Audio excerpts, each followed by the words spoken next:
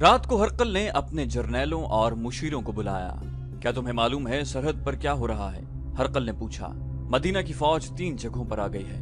اپنی کسی سرحدی چوکی نے کوئی اطلاع نہیں دی۔ کیا وہاں سب سوئے رہتے ہیں؟ کیا تم برداشت کر سکتے ہو کہ عرب کے چند ایک لٹیرے قبیلے تمہیں سرحدوں پر آ کر للکاریں؟ کیا تم ان کے ایک سالار کو اپنی طاقت نہیں دکھا چکے؟ وہ خوش قسمت تھا کہ نکل گیا، اب وہ زیادہ تعداد میں آئے ہیں۔ وہ مال غنیمت کے بھوکے ہیں۔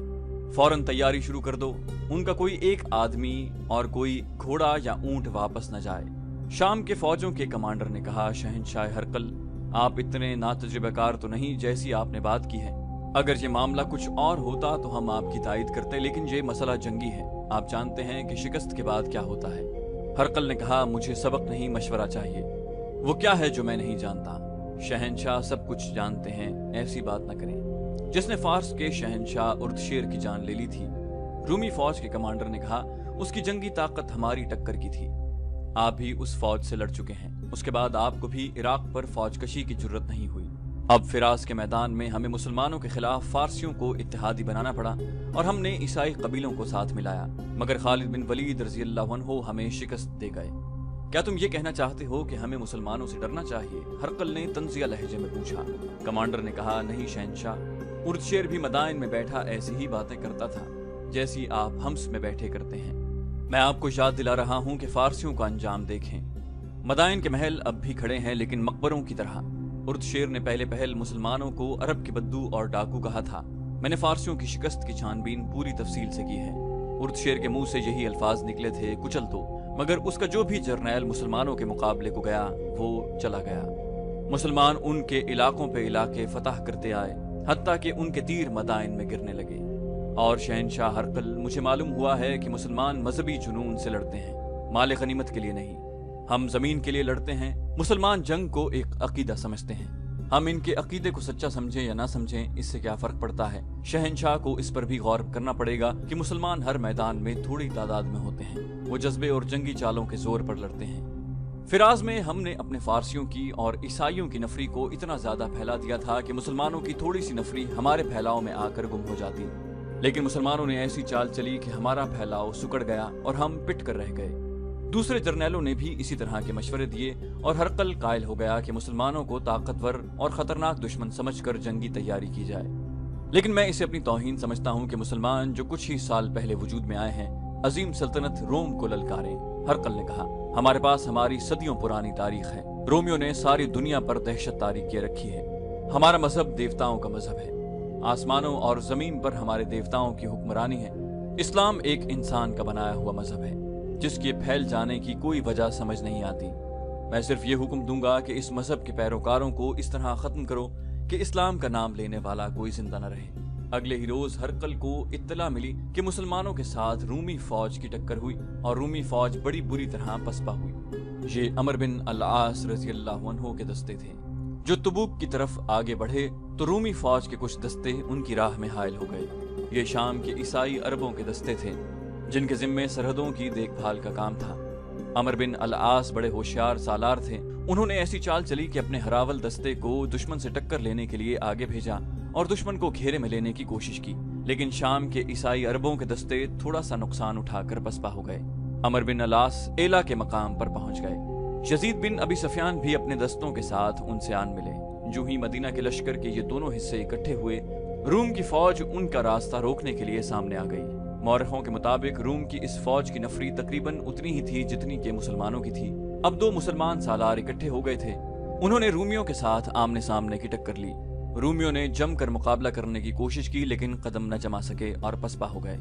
یزید بن ابی سفیان نے ایک سوار دستے کو ان کے تعاقب میں بھیج دیا۔ رومیوں پر کچھ ایسی دہشت طاری ہو گئی تھی کہ وہ سوائے کٹ کٹ کے مرنے کے اور کچھ بھی نہیں کر سکے۔ شہنشاہ ہرقل کو جب اپنے دستوں کی اس پسپائی کی اطلاع ملی تو وہ آگ بگولا ہو گیا۔ اس نے اپنے جرنیلوں کو ایک بار پھر بلایا اور حکم دیا کہ زیادہ سے زیادہ فوج اکٹھی کر کے شام کی سرحد کے باہر کسی جگہ مسلمانوں کے ساتھ جنگ لڑی جائے اور انہیں وہیں ختم کیا جائے۔ مسلمان سالاروں نے ان جگہوں سے جہاں وہ پڑاؤ ڈالے ہوئے تھے چند آدمیوں کو اپنے زیر اثر لے لیا اور انہیں بے انداز انعام و اکرام کا لالچ دیا، جس کے عوض وہ مسلمانوں کے لیے جاسوسی کرنے پر آمادہ ہو گئے۔ چند دنوں میں ہی وہ مطلوبہ خبریں لے آئے۔ ان کی رپورٹوں کے مطابق رومی جو فوج اکٹھی کر رہے تھے اس کی تعداد 1 لاکھ سے کچھ زیادہ تھی۔ इस फौज का एक हिस्सा अजनादीन की तरफ कूच कर रहा था। जासूसों ने ये इत्तला भी दी थी कि रूमी फैसला कुन जंग के लिए तैयार होकर आ रहे हैं। जासूसों ने तैयारियों की पूरी तफसील बयान की। अबू उबैदा बिन अल जर्राह रज़ी अल्लाह अन्हु को अमीरुल मोमिनीन ने यह हुक्म दिया था कि लश्कर के चारों हिस्सों को इकट्ठा लड़ना पड़े तो वो यानी अबू उबैदा रज़ी अल्लाह अन्हु पूरे लश्कर के सालार होंगे। सूरत ऐसी पैदा हो गई थी कि लश्कर के चारों हिस्सों को इकट्ठा होना पड़ा। अबू उबैदा रज़ी अल्लाह अन्हु ने पूरे लश्कर की कमान ले ली, लेकिन लश्कर को मुकम्मल तौर पर एक जगह इकट्ठा न होने दिया। उसके साथ ही उन्होंने अमीरुल मोमिनीन को तेज रफ्तार कासिद के हाथ पैगाम भेजा जिसमें मुकम्मल सूरत हाल लिखी और ये भी कि रूमियों की तादाद 1 लाख से ज्यादा होगी। ये थे वो हालात जिनके पेश नजर अमीरुल मोमिनीन ने खालिद रज़ी अल्लाह अन्हु को हुक्म भेजा था कि वो शाम की सरहद पर उस जगह पहुंचे जहां मदीना का लश्कर खैमजन है। इस हुक्म में ये भी लिखा था कि अपना लश्कर कुछ मुश्किलात में उलझ गया है। इस पैगाम ने खालिद रज़ी अल्लाह अन्हु को परेशान कर दिया था। ये बताया जा चुका है कि उन्होंने अमीरुल मोमिनीन के हुक्म के मुताबिक अपने लश्कर को 2 हिस्सों में तकसीम किया। एक हिस्सा मुसन्ना बिन हारिसा के हवाले कर दिया। खालिद रज़ी अल्लाह अन्हु ने फौज को फौरी कूच का हुक्म दे दिया। उन्होंने जब फासले का अंदाजा किया तो वो इतना ज्यादा था कि खालिद रज़ी अल्लाह अन्हु को वहां पहुंचते बहुत दिन लग जाते। उन्हें डर था कि इतने दिन जाया हो गए तो मालूम नहीं क्या हो जाएगा। उन्हें यह भी मालूम था कि रूमियों की फौज फारसियों की निस्बत ज्यादा ताकतवर और बरतर है। खालिद रज़ी अल्लाह अन्हु इन रास्तों से वाकिफ थे। सीधा और आसान रास्ता बहुत तवील था। खालिद रज़ी अल्लाह अन्हु ने अपने सालारों को बुलाया और उन्हें बताया कि बहुत जल्द पहुंचने के लिए उन्हें कोई रास्ता मालूम नहीं। सालारों में से किसी को छोटा रास्ता मालूम नहीं था। एक सालार ने कहा, अगर कोई छोटा रास्ता हुआ भी तो वो सफर के काबिल नहीं होगा। अगर किसी ऐसे रास्ते से 1-2 मुसाफिर गुजरते भी होंगे तो जरूरी नहीं कि वो रास्ता एक लश्कर के लिए गुजरने के काबिल हो। मैं एक आदमी को जानता हूँ। एक और सालार बोला, राफे बिन उमैरा। वो हमारे कबीले का जबरदस्त जंगजू है और मैंने देखा है कि खुदा ने उसे कोई ऐसी ताकत दी है कि वो जमीन के नीचे के भेद भी बता देता है। वो इस सहरा का भेदी है। खालिद रज़ी अल्लाह अन्हु के हुक्म से राफे बिन उमैरा को बुलाया गया और उससे मंजिल बताकर पूछा गया कि छोटे से छोटा रास्ता कोई है। राफे ने कहा, जमीन है तो रास्ते भी हैं। ये मुसाफिर की हिम्मत पर मुनसिर है कि वो हर रास्ते पर चल सकता है या नहीं। तुम मंजिल तक किसी भी रास्ते से पहुंच सकते हो, लेकिन बाज रास्ते ऐसे होते हैं जिन पर सांप भी नहीं रेंग सकता। मैं एक रास्ता बता सकता हूँ, लेकिन ये नहीं बता सकता कि उससे लश्कर के कितने आदमी मंजिल तक पहुंचेंगे। और मैं ये भी बता सकता हूँ कि घोड़ा इस सहराई रास्ते से नहीं गुजर सकता। घोड़ा इतनी प्यास बर्दाश्त नहीं कर सकता और घोड़े के लिए पानी साथ ले जाया नहीं जा सकता। खालिद रज़ी अल्लाह अन्हु ने अपना बनाया हुआ नक्शा उसके सामने रखा और पूछा कि वो कौन सा रास्ता बता रहा है। राफे बिन उमैरा ने नक्शे पर उंगली रखते हुए कहा, ये कराकर है। यहाँ एक नखलिस्तान है जो इतना सरसब्ज शादाब है कि मुसाफिरों पर अपना जादू तारी कर देता है। यहाँ से एक रास्ता निकलता है जो सुआ को जाता है। सुआ में पानी इतना ज्यादा है कि सारा लश्कर और लश्कर के तमाम जानवर पानी पी सकते हैं, लेकिन ये पानी उसे मिलेगा जो सुआ तक जिंदा पहुंच जाएगा। ऊपर सूरज की तपिश देखो, दिन को कितना चल सकोगे, कितनी दूर तक चल सकोगे ये मैं नहीं जानता। इतने ऊंट लाओ कि लश्कर का हर फर्द ऊंट पर सवार हो। इब्ने वलीद, तुम सहरा के बेटे हो मगर इस सहरा से नहीं गुजर सकोगे। राफे बिन उमैरा ने जो रास्ता बताया ये मौरखों की तहरीरों के मुताबिक 120 मील था। ये 120 मील का फासला तय करने से मंजिल तक कई दिन जल्दी पहुंचा जा सकता था। खालिद रज़ी अल्लाह अन्हु वो सालार थे जो मुश्किलात की तफसील सुनकर नहीं बल्कि मुश्किलात में पढ़कर अंदाजा किया करते थे कि उनकी शिद्दत कितनी कुछ है। उनके दिमाग में सिर्फ ये समाया हुआ था कि मदीना का लश्कर मुश्किल में है और उसकी मदद को पहुंचना है। सीधे रास्ते से फासला 600-700 मील बनता था। राफे के बताए हुए रास्ते से जाने से फासला कम रह जाता था, मगर राफे बताता था कि इस खतरनाक रास्ते से जाओ तो 5-6 दिन ऐसी दुश्वारियों से गुजरना पड़ता है जो इंसान क्या बर्दाश्त करेगा, घोड़ा भी बर्दाश्त नहीं कर सकता। पानी तो मिल ही नहीं सकता और सबसे बड़ी मुश्किल ये है कि महीना मई का था जब रेगिस्तान जल रहे होते हैं। एक सालार ने कहा, खुदा की कसम इब्ने वलीद, तू इतने बड़े लश्कर को इस रास्ते पर नहीं ले जाएगा जो तबाही का और बहुत बुरी मौत का रास्ता है। एक और सालार ने कहा, और जिसका दिमाग सही होगा वो इस रास्ते से नहीं जाएगा, हम उसी रास्ते से जाएंगे। खालिद रज़ी अल्लाह अन्हु ने ऐसी मुस्कुराहट से कहा जिसमें अजीब सी संजीदगी थी। राफे बिन उमैरा ने कहा, हम पर फर्ज है कि तेरी इताअत करें, लेकिन एक बार फिर सोच लें। खालिद रज़ी अल्लाह अन्हु ने कहा, मैं हुक्म वो देता हूँ जो हुक्म अल्लाह मुझे देता है। हारते वो हैं जिनके इरादे कमजोर होते हैं। अल्लाह की खुशनुदी हमें हासिल है और फिर अल्लाह की राह में जो मुसीबतें आएंगी हम क्यों ना उन्हें भी बर्दाश्त करें। ये वाक़या और ये गुफ्तगू तबरी ने जरा तफसील से बयान की है। खालिद रज़ी अल्लाह अन्हु के सालारों ने उनके अज़्म की ये पुख्तगी देखी तो सब ने पुरजोश लहजे में लब्बैक कही। उनमें से किसी ने कहा, इब्न वलीद, तुझ पर अल्लाह का करम, वो कर जो तू बेहतर समझता है, हम तेरे साथ हैं। खालिद रजी अल्लाह अन्हु ने इस सफर पर रवानगी से पहले एक हुक्म ये दिया कि लश्कर का हर फर्द ऊंट पर सवार होगा, घोड़े सवारों के बगैर पीछे पीछे चलेंगे।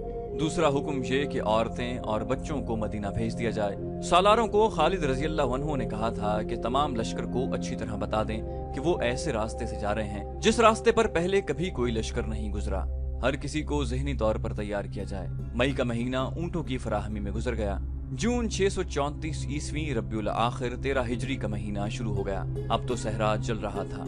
खालिद रजी अल्लाह अन्हु ने कूच का हुक्म दे दिया। उनके साथ 9000 मुजाहिदीन थे जो इस खुदकुश सफर पर जा रहे थे। कराकर तक सफर वैसा ही था जैसा उस लश्कर का हर सफर हुआ करता था। वो सफर कराकर से शुरू होना था, जिसे मुसलमान मौरखों ने और यूरोपी मौरखों ने भी तारीख का सबसे खतरनाक और भयानक सफर लिखा है। मुसन्ना बिन हारिसा कराकर तक खालिद रजी अल्लाह अन्हु के साथ गए। मुसन्ना को हैरा वापस आना था। कराकर से जिस कदर साथ पानी ले जाया जा सकता था, मशकीजों में भर लिया गया। मटके भी इकट्ठे कर लिए गए थे, इनमें भी पानी भर लिया गया। अगली सुबह जब लश्कर रवाना होने लगा तो मुसन्ना बिन हारिसा खालिद रजी अल्लाह अन्हु से और उसके सालारों से गले मिलने के लिए गए। याकूबी और इब्न यूसुफ ने लिखा है कि मुसन्ना बिन हारिसा पर रिक्कत हो गई थी। उनके मुंह से कोई दुआ न निकली, आंखों से आंसू निकल आए। दुआएं उनके दिल में थीं। उन्हें यकीन नहीं था कि वो खालिद रजी अल्लाह अन्हु को और उनके 9000 मुजाहिदीन को फिर कभी देख सकेंगे। खालिद रजी अल्लाह अन्हु ऊंट पर सवार होने लगे तो राफे बिन उमैरा दौड़ता आया। राफे ने खालिद रजी अल्लाह अन्हु के दोनों कंधों पर हाथ रखकर कहा, इब्न वलीद, अब भी सोच ले, रास्ता बदल ले, इतनी जानों से मत खेल। खालिद रजी अल्लाह अन्हु ने कहा, इब्न उमैरा, अल्लाह तुझे गारत करे, मुझे अल्लाह की राह से मत रोक, या मुझे वो रास्ता बता जो मदीना के लश्कर तक जल्दी पहुंचा दे।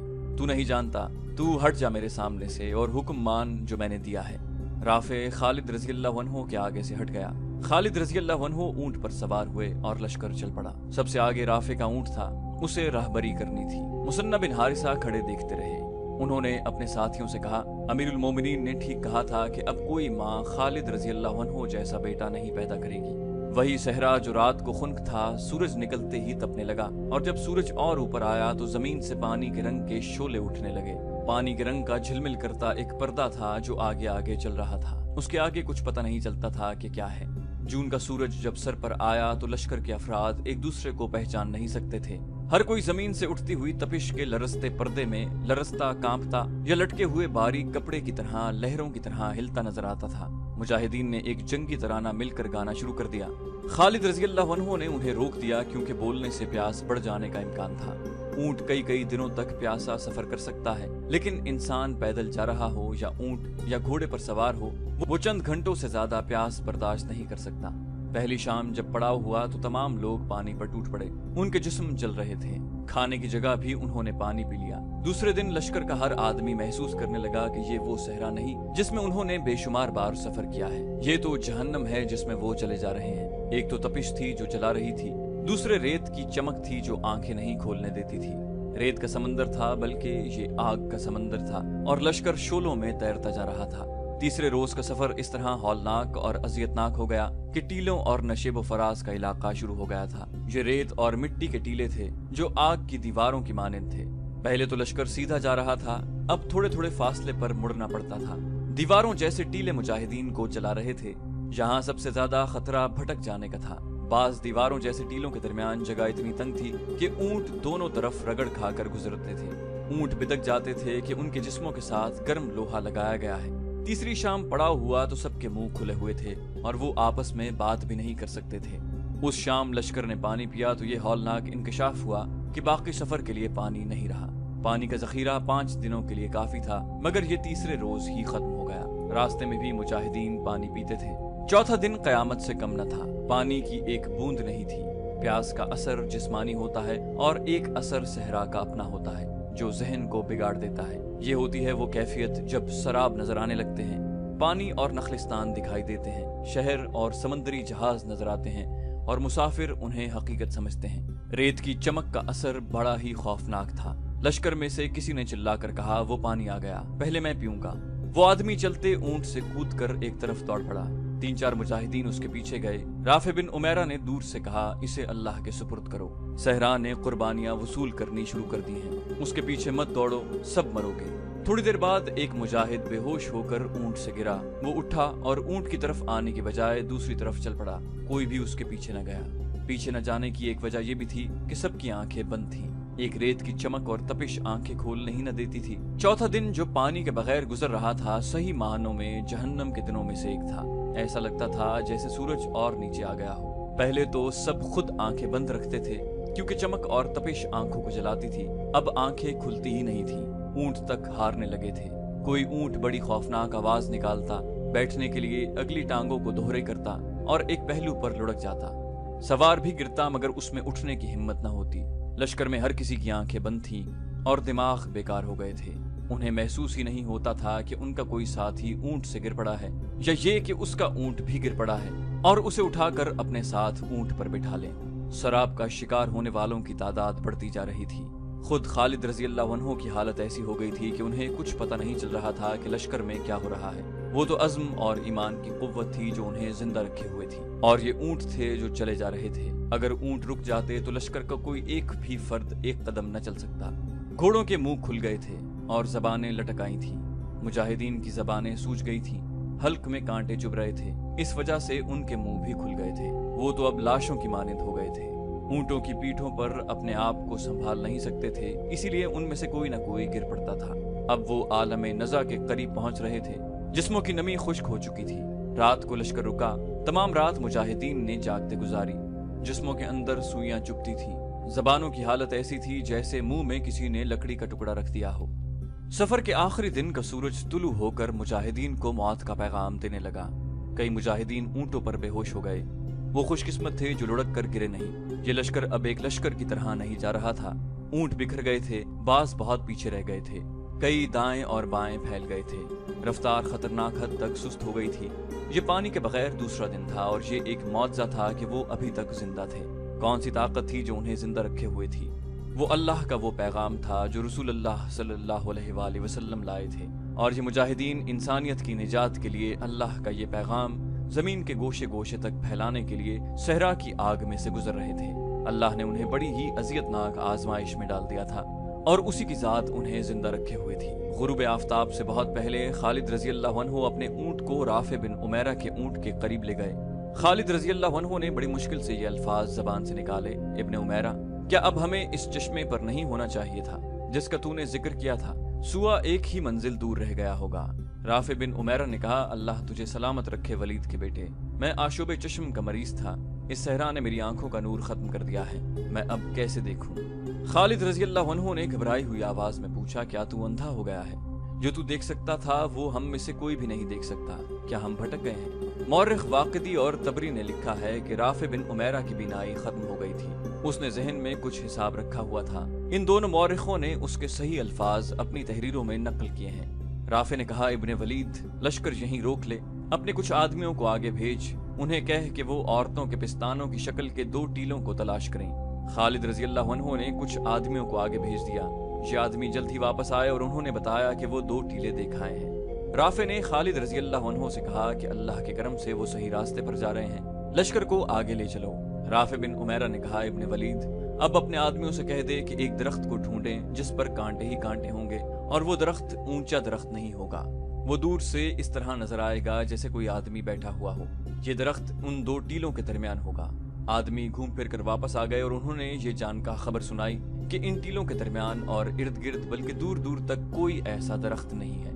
राफे बिन उमैरा ने कहा, समझ लो कि हम सब मर गए। उसने कुछ सोचकर और कदरे झुंझला कर कहा, एक बार फिर जाओ, दरख्त मिल जाएगा, रेत के अंदर ढूंढो।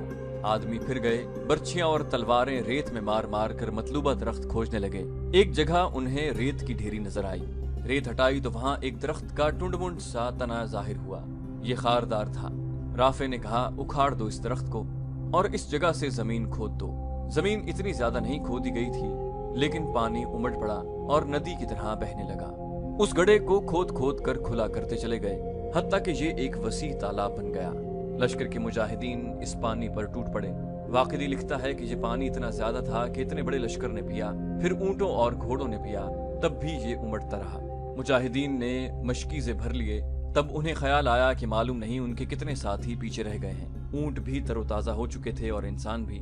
اپنے ساتھیوں کا خیال آتے ہی کئی مجاہدین اونٹوں پر سوار ہوئے اور واپس چلے گئے۔ وہ منظر بڑا ہولناک تھا۔